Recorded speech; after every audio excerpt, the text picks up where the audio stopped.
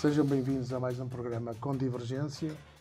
Hoje com o Rui Feijó à minha esquerda e à minha direita o Vicente Ferreira. Até parece que as coisas se adaptaram a estas circunstâncias. Hoje temos vários temas para conversar. De facto, um dos temas que está em cima da mesa na discussão pública é o tema da migração. Hoje foi conhecido um relatório em que, desde 2016, 2017, que a taxa de violência tem vindo, e dos crimes violentos, tem vindo a descer, em particular em Lisboa, na zona de Lisboa, que é a zona que tem estado mais na berra em termos de notícia pública, e que tem tido um efeito, direi até perverso, relativamente à percepção que nós temos da segurança num país considerado por todos um país seguro. Vicente, é razoável que este tema esteja em cima da mesa quando somos um país de atração, o problema da migração, quando somos um país cada vez mais necessitado de migrantes para o nosso mercado de trabalho, para a nossa vida, porque às vezes esquecemos que são eles que vão sustentar a nossa segurança social, digo eu. Mas o Vicente é que... Eu não queria... Obrigado, boa tarde, Rui, boa tarde, Joaquim. Eu não queria cingir-me apenas à questão económica. Acho que há outras coisas que devem ser postas em consideração antes de qualquer outra coisa. E vou começar por uma coisa muito simples, que é algo que devia ser um princípio e que não é, que é o princípio da reciprocidade. Quando os portugueses imigram para outros países, normalmente acabam por ser comunidades de referência. E porquê? Porque para além de se integrar nos respectivos países e culturas que fazem parte desses países, cumprem a lei e fazem o que podem para agir em conformidade com aquilo que são os costumes e os comportamentos típicos desses países. É evidente que nós aqui estamos a falar de culturas diferentes, porque estamos a falar de imigrantes que vêm de outros países, normalmente, no caso do Bangladesh, do Nepal e do Paquistão, estamos a falar mesmo da Ásia, e, portanto, com tipos de comportamentos e de normas, quer de conduta, quer de cultura, que são distintas das nossas. E, portanto, eles têm que ser ensinados, devem ser bem recebidos. Na minha opinião, é uma obrigação moral, não é um dever, é uma obrigação moral nós pormos em práticas os princípios que nos identificam e que estão plasmados especialmente no contexto da União Europeia, mas seja como for, também é preciso dar a entender a essas pessoas que é necessário que eles cumpram as regras do país que os acolheu. E, portanto, eu acho que há uma lacuna muito grande nessa área ou nessa parte que faz com que depois haja aproveitamentos políticos quer da direita, quer da esquerda. E a esquerda tende a ser muito permissiva e a direita faz exatamente o contrário, exige mais cumprimento. Infelizmente, hoje em dia, nós estamos numa sociedade cada vez mais polarizada, cada vez mais intransigente e intolerante e, portanto, qualquer assunto é aproveitado para comunicação e retórica política. Portanto, vai ser muito difícil chegar aqui a algum ponto de entendimento que seja comum, no sentido de pôr água na fervura, digamos assim. Mas eu acho que esse princípio devia ser automaticamente divulgado ou partilhado com as pessoas dessa cultura, desses países, para que eles percebam que não podem agir, não devem nem podem agir em Portugal ou em qualquer outro país europeu, da mesma maneira que se comportam nos países de que são de origem. Este é o primeiro ponto. O segundo, sobre a segurança e o decréscimo da violência. Eu acho que o relatório pode ser visto de várias maneiras. Uma delas é que nós começamos a ter registro de assaltos que seriam, à falta de melhor palavra, corriqueiros, mas que são, quando acontecem com um exagero de meios. Assaltar pessoas com pistola na mão, não me lembro de ser normal neste país, não me lembro de todo, não é? Acho que eram esporádicos as coisas que aconteceram. Nos últimos anos assistimos a muitas coisas que ia dizer alguma coisa? Não. Que, de certa maneira, alarmaram e provocaram alguma sensação de insegurança na população. E mais uma vez, são dados que são aproveitados para debate político e retórica e propaganda. Só uma nota. Eu outro dia ouvi Alexandre Leitão a dizer que achava que o RASI não devia ter elementos sobre a nacionalidade das pessoas e por causa de uma questão de podia dar aso a que houvesse uma acusação à cultura. Bem, eu não sei se Alexandre Leitão sabe isto, mas no Nepal há 12 etnias no mínimo 12. No Afeganistão também há cerca de 15. Há 3 que são tribais, não é? Há 3 que prevalecem relativamente às outras, mas há pelo menos 15 etnias. E o mesmo se verifica no Bangladesh. O que significa que nós podemos estar, eventualmente, a permitir que sejam toda a comunidade nepaleses a ser criticada e, de certa maneira, maltratada até no sentido das circunstâncias, quando ao não termos essa informação de qual é a etnia, não sabemos, por exemplo, se é uma etnia pashtun, no caso do Paquistão, quantos é que são dessa etnia, se os outros que são de outra etnia não têm o mesmo tipo de comportamento, e portanto eu sou apologista de que quanto maior informação, mais transparência haverá. E sim, nós depois teremos que reagir com base naquilo que os dados nos vão indicar, e essa reação será muito mais adequada à realidade do que estar aqui a conjecturar determinados cenários que podem não descrever a realidade. Ficava por aqui para já. Rui, como é que tu olhas para esse problema, que é um problema sério? Há uma questão que eu, por acaso, o Bangladesh há um líder comunitário que faz o papel de recepcionista, à falta de melhor termo, dos migrantes que chegam cá.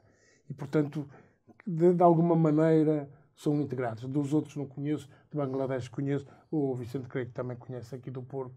Do Senegal? Não, do Bangladesh. Do Bangladesh não conheço. É o Alan Kazol, que é de facto um representante da comunidade de Bengali e que tem o propósito mesmo de fazer a integração desses imigrantes que chegam cá. E a comunidade é considerada uma comunidade muito integrada, está ali na Rua Chá, concentrada, mas é muito, pelo menos aquilo que eu conheço daquela comunidade, é uma comunidade bem integrada e que se movimenta muito bem na cidade do Porto. Rui, desculpa. Não tem nada, vou também cumprimentar-vos, a vocês dois, Joaquim e Vicente, e quem nos vai ouvir.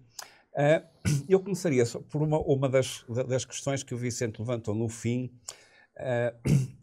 a propósito da Alexandra Leitão. Como cientista social, eu sou partidário, defendo que a procura de conhecimento, de dados que se transformem em conhecimento, ajuda a perspectivar as coisas. No entanto, há um aspecto ideológico que às vezes, em vez de ajudar, prejudica. Eu vou dar um exemplo. Em 1982, portanto já lá vão bastantes anos, eu vivia em Inglaterra. E nesse ano, estávamos no auge da senhora Thatcher, o chefe da polícia de Londres publicou uma estatística da criminalidade. Essa estatística da criminalidade dizia-se que houve assaltos, roubos, incêndios, por aí adiante. E depois dizia quem é que os fez. E sabem em que categoria que eu pertencia? Brancos escuros. Brancos escuros. Portugueses, espanhóis, franceses, italianos, gregos, éramos brancos escuros. Os brancos claros eram os ingleses, suecos. Isto é o cúmulo do racismo. Quer dizer, e a partir daqui não se pode fazer nada de positivo. Se não se tiverem categorias suficientemente robustas e criticadas que permitam efetivamente transformar a recolha de dados em conhecimento útil. E esse é um debate importante. É um debate importante. Penso que era esse sentido que o Vicente Era queria esse dar. que eu estava a dar. E é um debate importante porque, mais uma vez, cientista social, mas não só cientistas sociais, nós sabemos que entre dois fenómenos pode haver relação de causa e efeito, de contingência ou de coincidência. Nada me garante que dois fenómenos que ocorrem ao mesmo tempo sejam fenómenos de causa a efeito. Há um trovão e eu tenho um ataque cardíaco, quer dizer, aconteceu no mesmo momento, mas ninguém vai dizer que é uma das características dos trovões provocar ataques cardíacos nas pessoas. Portanto, cuidado com a extrapolação entre coincidências e relação causa-efeito. O que é que nós temos? Nós temos que, de facto, há um crescimento muito grande da população migrante e, sobretudo, população migrante de zonas culturais que não são exatamente as nossas, mas onde nós estivemos. Onde nós estivemos, portugueses estão em Malaca, os portugueses estão em Timor, os portugueses estão em Macau, quer dizer, tiveram em Goa. Temos um mínimo de conhecimento. E, portanto, há alguns problemas. E o primeiro problema que eu ponho é o seguinte, se calhar devíamos fazer mais rondas, e o primeiro problema que eu ponho é o seguinte. Eu, quando estive na Câmara do Porto, recebi, por indicação do Presidente, um grupo que, entretanto, se organizou, cresceu e existe hoje muito espalhado nas comunidades portuguesas, chamada Academia do Bacalhau. E a Academia do Bacalhau existe em quase todas as comunidades para promover, não a integração, mas a manutenção da tipicidade da cultura dos portugueses que estão imigrados. E hoje em dia estamos a assistir em Portugal a discussões que viram isto ao contrário. Que dizem, sim senhor, você vem para cá, mas se calhar tem de ter cuidado com a religião que tem de ter cuidado com o que come. Não, quer dizer, não é o multiculturalismo bacoco abstrato, mas as comunidades, desde que integração não significa aculturação, não significa transformação dos valores culturais, significa coexistência dos valores culturais. Têm de coexistir. Sendo que há alguns valores que, do nosso ponto de vista, estão codificados em lei. Há valores que estão codificados em lei. Em princípio, em Portugal, não se pode casar aos 12 anos, não é? Não há o casamento infantil. Não há a excisão genital feminina. Não é? São coisas que se passaram dos costumes para a lei. E eu acho muito bem que se diga que todas as comunidades têm de cumprir a lei do país. Embora nós tenhamos tido milhões de portugueses nos anos 50, 60 e 70 que estavam ilegais em França e na Alemanha. E no Luxemburgo, até que se legalizaram, não cumpriam a lei. E nós, obviamente, que achávamos que eles tinham direito de estar lá. E não estavam a cumprir a lei porque não tinham os papéis. Portanto, esta questão da ilegalidade da situação é muito problemática. E, finalmente, eu pergunto se é legal em Portugal alugar um T2 a 40 pessoas. Quer dizer, pode ser legal, mas isto é humano. A gente está a tratá-los, está a exigir deles comportamentos exemplares e estamos a tratá-los como animais em Odmira, na costa alentejana. E reparem que este é um problema que existe na costa alentejana e um bocadinho no Alentejo, e existe na Grande Lisboa, mas não existe no resto do país. não existe com a força que existe nessas localidades no resto do país. Não há... A gente teve agora a questão das vindimas do Douro. Não transpareceu nenhum problema. Transpareceu que havia problemas, mas da magnitude do que acontece na costa alentejana. E isto, do meu ponto de vista, remete para uma outra coisa, que é que as autarquias têm muito poucos poderes de intervenção sobre aspectos fundamentais da integração, porque as autarquias portuguesas são órgãos de poder de terceira classe. E com isto fecho a minha primeira intervenção. 3 ou 4 notas. A primeira, acho que a premissa não foi invalidada, quer dizer, quanto mais conhecimento, quanto mais informação, mais esclarecimento e melhor adequação de normas. É evidente que se nós exigimos aos estrangeiros que tenham respeito pelas leis portuguesas, naturalmente vamos fazer a mesma coisa aos cidadãos portugueses que exploram esses estrangeiros. E acho que isso é feito. De uma maneira geral é feito. É a ideia que eu tenho daquilo que vou lendo. É uma percepção pessoal, mas é a ideia que eu tenho. Aquilo que falou, é muito interessante o que falou sobre os imigrantes portugueses que foram embora nos anos 50 e nos anos 60. Para a França, para a Alemanha, a Suíça, Luxemburgo principalmente. O mundo hoje é diferente. E é diferente porquê? Porque o Império francês ainda existia nessa altura. E as coisas começaram a ser diferentes quando os argelinos e franceses que viviam na Argélia e noutras partes do Império francês tiveram que regressar para a França. E eles viveram mais cedo uma circunstância que nós também vivemos com a descolonização, mas num âmbito diferente, porque nós culturalmente nunca impusemos o nosso Império.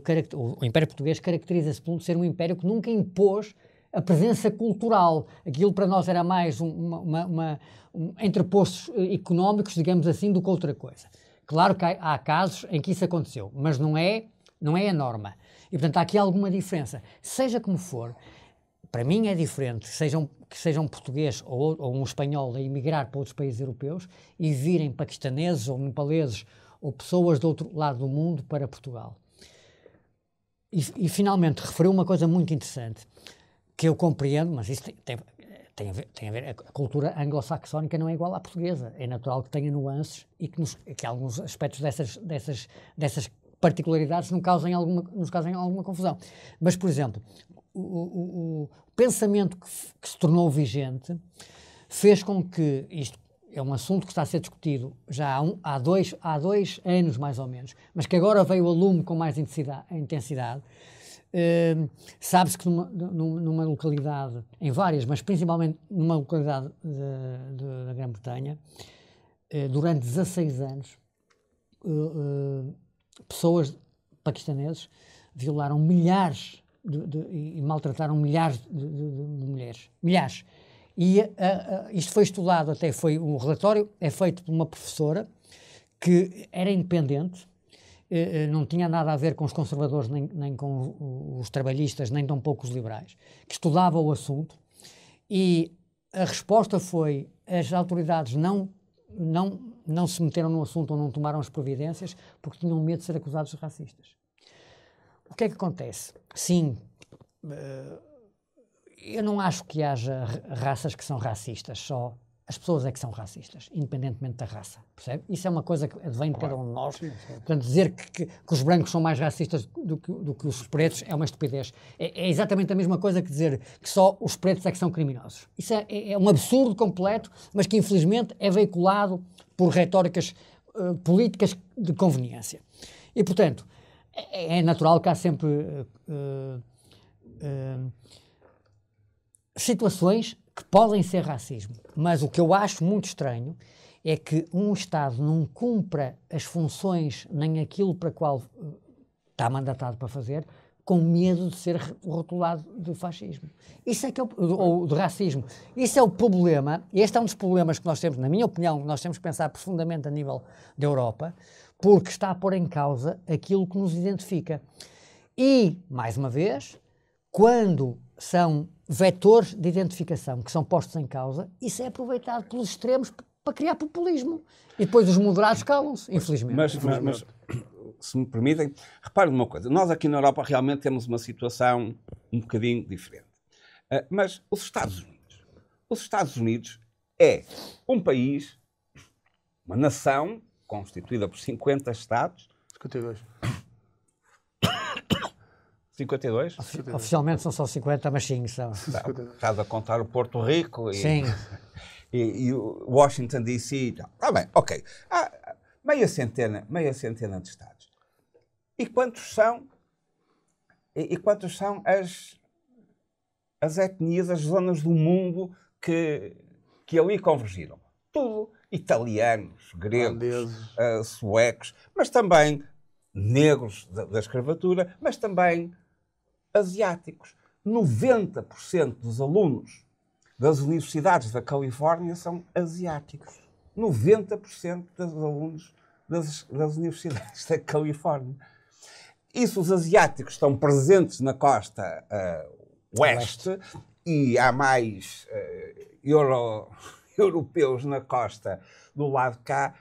Tudo o problema da imigração como melting pot põe-se de outra maneira. E reparem no seguinte, o Trump foi casado 3 vezes. 2 mulheres são imigrantes. Ambas tiveram problemas para se registarem como cidadãs americanas, sendo que a última, tudo indica, foi um bocadinho à surrelfa. A mãe do Trump era imigrante. O avô paterno do Trump era imigrante. E teve dificuldades, foi expulso dos Estados Unidos, voltou porque foi expulso do seu país de origem. Quer dizer, e este senhor diz que vai pôr 11 milhões de pessoas na rua. A família dele tem... o tecido da família dele é feito de imigração. O caso do Trump é um caso para ser estudado, porque de facto aquilo já não é... Pois, está bem, aquilo é patológico, mas reparem, é um caso concreto em que a gente não se diz, sim, umas pessoas... Não, é o homem que mais vocifera contra os imigrantes, não é? E que diz aos europeus, se vocês querem... Tragam as vossas fábricas para aqui, senão têm de pagar taxas de importação. Transfiram as coisas todas para aqui. Isto está por fora a mão de obra. Está por fora a mão de obra. Ou acham que 11 milhões estão a viver de ar e vento? Estes 11 milhões de ilegais são uma parte importantíssima da mão de obra industrial americana. E ele quer atrair mais investimento e põe fora a mão de obra.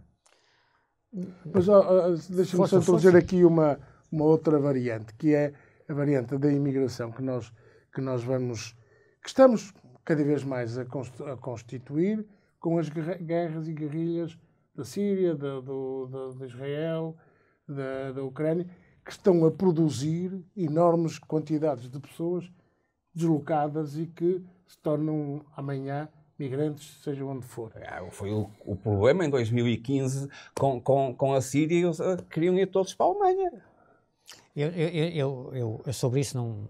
Aliás, receberam 1 milhão de turcos, não, perfeito turco. Sírios. Sírios também. Turcos. Quer na Holanda, quer na Alemanha, a comunidade turca é a maior. Todas em Hamburgo, então é uma coisa brutal. Mas repare, isso aí são métricas diferentes, porque... O que é que há de fazer? Vicente e o Rui, eu ontem estive a ver na televisão a deportação a chegada à Palestina de 1 milhão, de não sei quantas pessoas. Que foram libertadas por Israel? As que estavam a retornar a casa, não é? Quer dizer, é deprimente ver aquelas pessoas a caminhar com crianças, com os bens. Mas repara uma coisa. Onde é que está a humanidade? Onde é que está o humanismo da sociedade que temos? Não é só isso. Isso é importante. Mas repara uma coisa. o Reino Unido votou para sair da União Europeia. Qual foi o argumento-chave? Era o chamado canalizador polaco. Nós temos mercado único, liberdade de circulação de pessoas, capitais e mercadorias.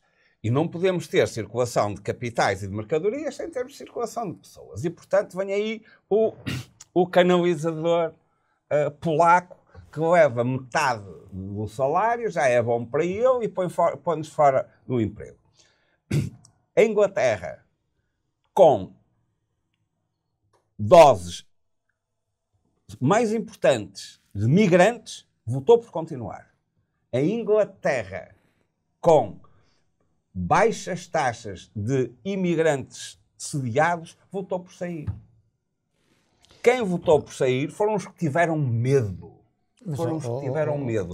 E as pessoas têm medo de quê? Têm medo dos efeitos da globalização e têm medo de uma coisa que nos anos 30 do século passado foi muito claramente identificada. A inflação comeu os rendimentos das pessoas e as pessoas viram os seus rendimentos diminuir. E nós estamos a assistir a Europa, nos últimos 25 anos, que é também, cá estou eu, vou dizer uma coisa que não é causa a efeito, mas é contemporâneo. O tempo do euro, da moeda única, a Europa cresce devagar. E as pessoas acham que já viveram melhor. A maior parte das pessoas acha que já viveu melhor. Que os filhos tinham mais professores nas escolas e mais tempos de aula, que o Serviço Nacional de Saúde respondia melhor. E a gente vai perguntar, são os imigrantes que estão a fazer isto? Ou é uma ortodoxia europeia, neoliberal, que impõe modelos, que impõe restrições aos orçamentos? Há coisas que a gente não pode financiar porque vai contra as leis da concorrência, não sei o quê, não sei o quê, não sei o que mais. Que há 30 anos se fazia, Foi assim que se constituiu a social-democracia escandinava. Não, por e acaso, hoje... ontem na televisão, num programa da CNN, estive lá o Carlos Tavares. Eu ouvi. E ele pegou um bocado naquilo que estavas a dizer. Pois, mas isso foi... Repare, para todos os efeitos, quem ficou surpreendido foi José Luís Carneiro. Estava à espera de ouvir uma coisa. Eu ouvi outra completamente diferente. Porque, infelizmente, os nossos políticos eu acho que era aquilo que ele queria ouvir. Tendem a decidir sem ouvir os agentes económicos. Aí nós estamos em desacordo. Esse é o problema. E, Rui, desculpe que lhe diga, quando nós entramos, nós tivemos 9 anos a negociar a entrada na CE na altura. E, portanto, tivemos conhecimentos a priori de quais eram as regras. Certo? Desculpe. Nós entramos antes... Eu não sou contra a entrada de Portugal na Comunidade Económica Europeia. E repare, as regras que se aplicaram até ao Tratado Orçamental, não tem nada a ver com o Tratado Orçamental. Havia regras que decidiam como é que a gente poderia fazer tratados. Mas as regras, a sua liberdade orçamental em Portugal mudou radicalmente com a entrada em vigor do Tratado Orçamental. Rui. A sua capacidade de ter uma política financeira mudou com a criação do euro. E o euro... Não é financeira. Hã? Não é financeira, é monetária. Não é financeira, desculpe. Não há regras transversais de fiscalidade a todos os países da União Europeia. Não há. Não é. Portanto, nós obrigamos a soberania na parte monetária. Não foi os países que entregaram o euro, porque os países não foram obrigados a entregar o euro. Nem todos os países fazem parte, certo? Pois, e repare que os países do euro, os que desenharam o euro, como a Alemanha e a França, estão neste momento à rasca. Neste momento à rasca. E quem é que está a funcionar são os Estados Unidos, Rui, a China, e são os países emergentes, e nós estamos a patinar e as pessoas sentem que nós já vivemos melhor. Rui, com o devido respeito, o grande problema da Europa é o facto de querer regulamentar tudo e mais alguma coisa. Estou de acordo com claro. E o facto, eu publiquei em junho do ano passado um livro que se chama Intel Society, a sociedade inteligente, estamos preparados para o desafio. Portanto, isto é o subtítulo, estamos preparados para o desafio. E eu acho que a Europa não está. De todo não está. E, portanto, porquê? Porque quer regulamentar, praticamente regulamentar tudo o que é possível e o que deve ser feito. Os Estados Unidos não se preocupam, nem a China se preocupa com isso. Olha, eu vou lhe dizer uma coisa muito interessante, que já suspeitava disto, mas soube recentemente. Nós devíamos, as empresas portuguesas e até o Estado, devia ter pessoas só para pensar, pagas só para pensar. Estava ali num gabinete e dizia, olha, eu dou, está aqui isto, pense sobre isto e dê-me uma solução. As empresas chinesas, não há nenhuma empresa chinesa, especialmente o topo, que não tenha isso. Não tenha um gabinete ou um conjunto de pessoas que são pagas únicas exclusivamente para pensar e, curiosamente, não estão todas juntas. Porque o facto de pensarem sozinhas pode quando se faz a convergência do resultado, há pontos que foram vistos por uma pessoa que não foram vistos por outra. Portanto, permite uma avaliação em termos de negócio muito mais ponderada e muito mais célere. Nós vivemos numa sociedade europeia, principalmente, mas em Portugal também, isso infelizmente aconteceu, que praticamente quem pensa é maltratado. E isto não ajuda, desculpe. Claro. E não é só uma questão ideológica, infelizmente. Ok, mas, por exemplo, sabe o que é que fez a fama de um senhor chamado Boris Johnson em Inglaterra? O senhor Boris Johnson começou por ser badalado porque era o correspondente do Sunday Times ou do Sunday Telegraph em Bruxelas. E escrevia artigos completamente de gargalhada sobre as regras europeias. O mais famoso de todos foi a regulamentação da curvatura das bananas. Foi a regulamentação da curvatura das bananas. Passaram a ter calibre não sei quê, curvatura não sei... É um bom exemplo. É um bom exemplo. Agora, o Carlos Tavares ontem dizia. Pronto, há outro exemplo que nos prejudica a nós, que é o tamanho, para proteger nós temos as zonas económicas exclusivas maior da Europa, não é? Só que as coisas foram feitas de tal maneira, e pronto, naturalmente há lobbies, os países fazem lobbies em Bruxelas, e não devem imaginar. E portanto, o peixe, a sardinha e o peixe, quando estão a passar nas nossas águas, não podem ser apanhados, porque não têm o tamanho que vai permitir a espécie sobreviver. É preciso pensar nestas coisas, nós não temos pensamento estratégico. Pronto, mas é evidente que há outras coisas em que a regulamentação é sempre uma maneira de lidar de distorcer a concorrência. Mas às vezes é preciso, porque distorcemos nós e distorcem os outros. Um exemplo. Nós queremos comer carne saudável sem hormonas. Os americanos engordam o gado à base de hormonas. Portanto, as duas uma. É claro que o gado americano ganha mais peso em menos tempo porque tem hormonas. Nós não queremos consumir hormonas, mas é mais barato. Fica mais barato. O custo de produção é mais barato com hormonas. Portanto, as regras têm de ser compatibilizadas. Tem de haver algumas regras. E os Estados Unidos, com o Joe Biden, fizeram uma política de reindustrialização. Vamos ver agora o que é que acontece com esta loucura do Trump. Eu acho que deve haver normas, mas também não devemos normalizar tudo. Temos que deixar alguma liberdade de ação a cada agente. É isso. Cada agente que às vezes não damos. Nós certamente temos uma visão diferente naquilo que eu vou dizer.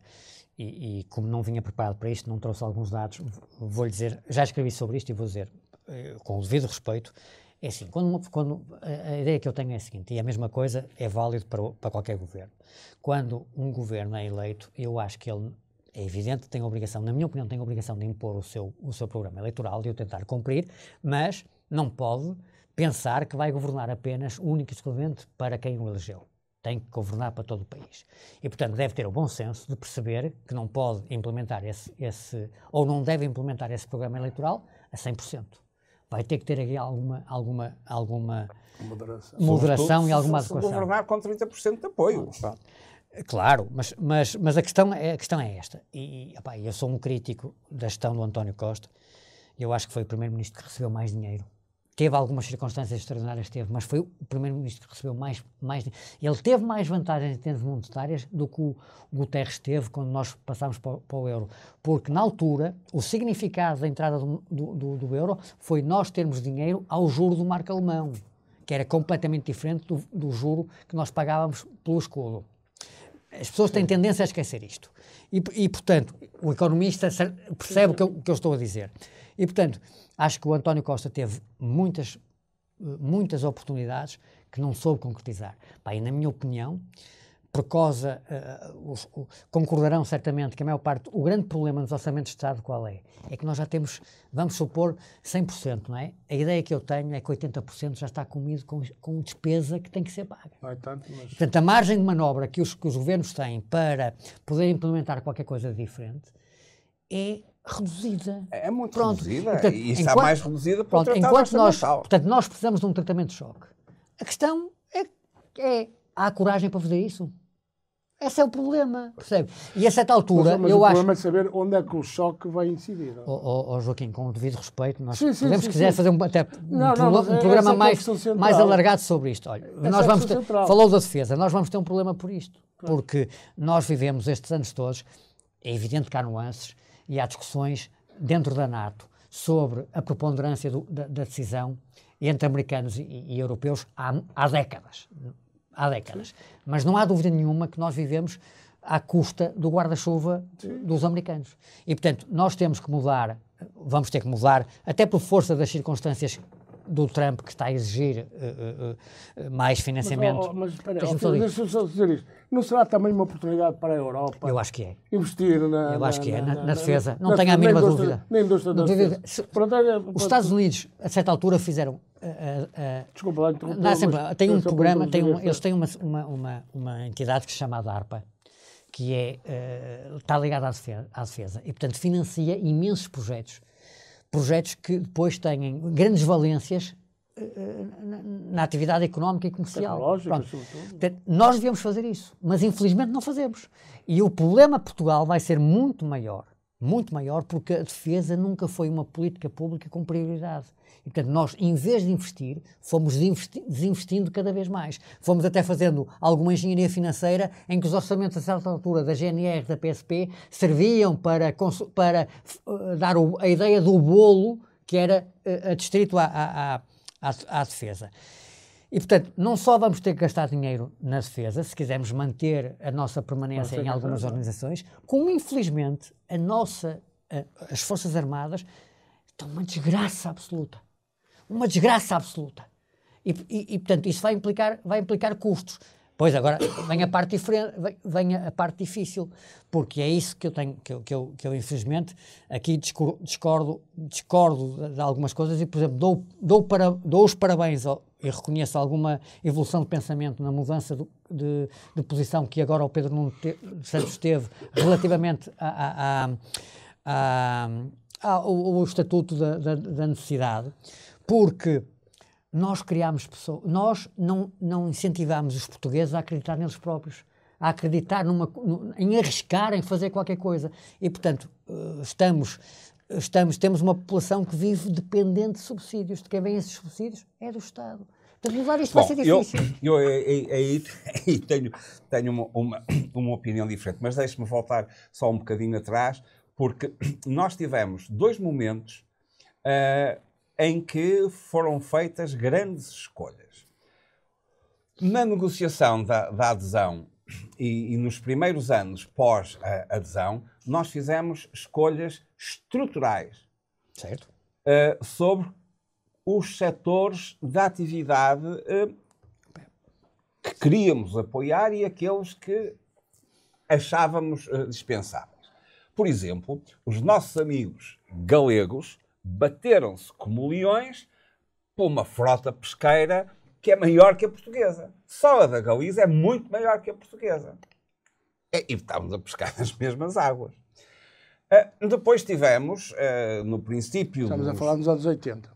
Antes dos anos 80. Depois tivemos no início dos anos 90, tivemos no início dos anos 90 o famoso relatório Porter sobre os clusters em que Portugal seria competitivo. E tivemos, por exemplo, um grande programa público coordenado pela Elisa Ferreira, que foi o de Valdoado, que foi o da modernização do setor têxtil. Mas, quando se diz, e com razão, que a produtividade portuguesa é baixa, mas os trabalhadores portugueses conseguem atingir altos níveis de produtividade em contextos, por exemplo, europeus, no Luxemburgo, por exemplo, na Alemanha, então o que falta aqui não é dizer, pá, isto é uma cambada. Não, falta aqui organização empresarial. Mais outra coisa. Falta aqui um know-how empresarial e os famosos... os empresários não são geralmente chamados... e o tecido empresarial português tem um know-how baixo. Digamos, a produtividade do empresariado. Eu conheço bem a zona de Lousada, Felgueiras, vivi nessa zona muito tempo. Não conheço bem o Valdoado. Mas quem são? Que cultura empresarial têm muitos dos sapateiros de Felgueiras? Há grandes nomes, mas há uma miríade de pessoas que não têm a capacidade de organizar o trabalho de uma forma mais racional. E, portanto, a produtividade, não se pode dizer que só se aumentam os salários quando os trabalhadores gerarem mais produtividade, porque a produtividade não é só gerada pelos trabalhadores, é gerada por quem organiza. E quem organiza tem dificuldades tremendas neste país de pequenas e microempresas. Nem aceito a opinião. Rui, deixe-me só fazer aqui um contraponto, ou pelo menos algumas coisas para pôr aqui na discussão. Claro que sim. Sim.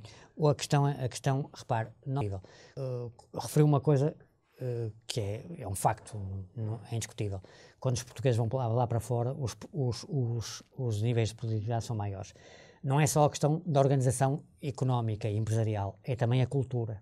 Essa é a diferença, é a cultura. E depois há outra situação que nós certamente discordará, mas que eu acho que é um dos principais problemas deste país. É quando os investidores olham para isto em termos de comércio internacional, não é? Quando olham para um país, não se cingem apenas às circunstâncias económicas ou fiscais que possam advir do investimento. Com certeza. Há outras circunstâncias, que é as leis laborais, e não só, e sobretudo a estabilidade política. E nós somos um país, na minha opinião, que faz leis em excesso.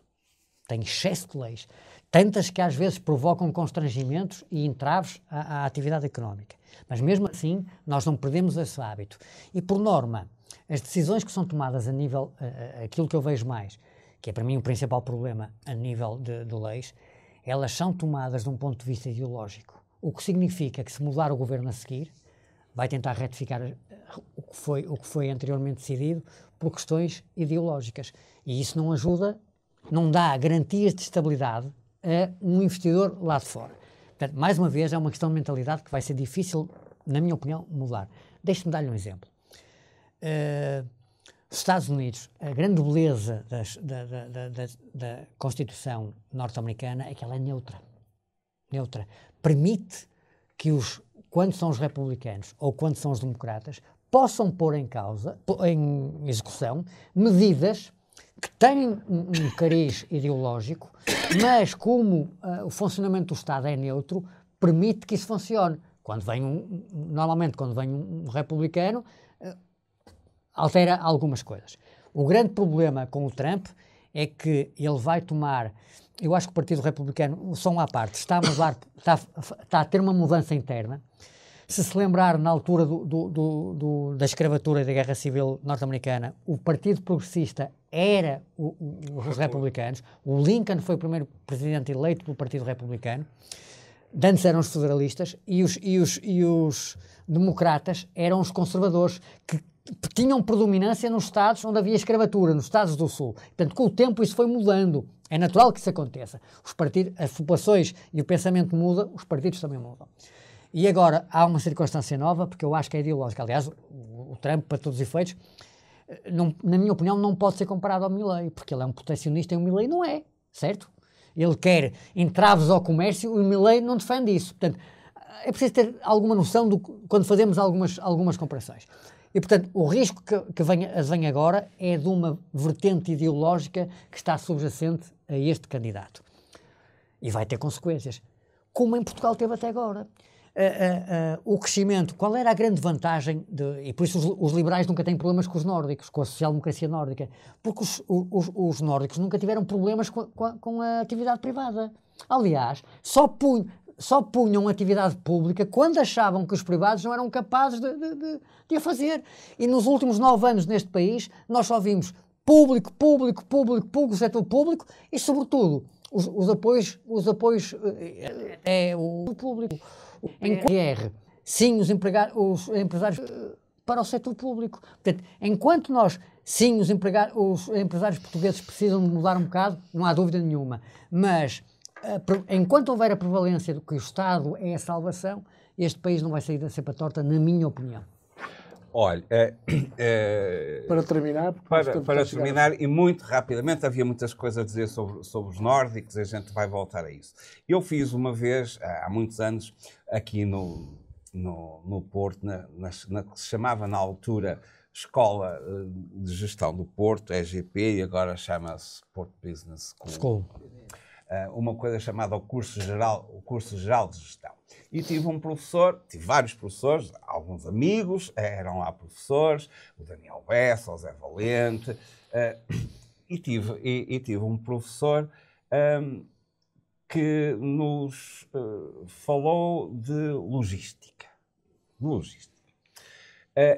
E então ele disse que o que estava na moda, o que estava a dar, era um conceito de gestão das cadeias de produção, desenvolvido no Japão e que se chamava Just in Time.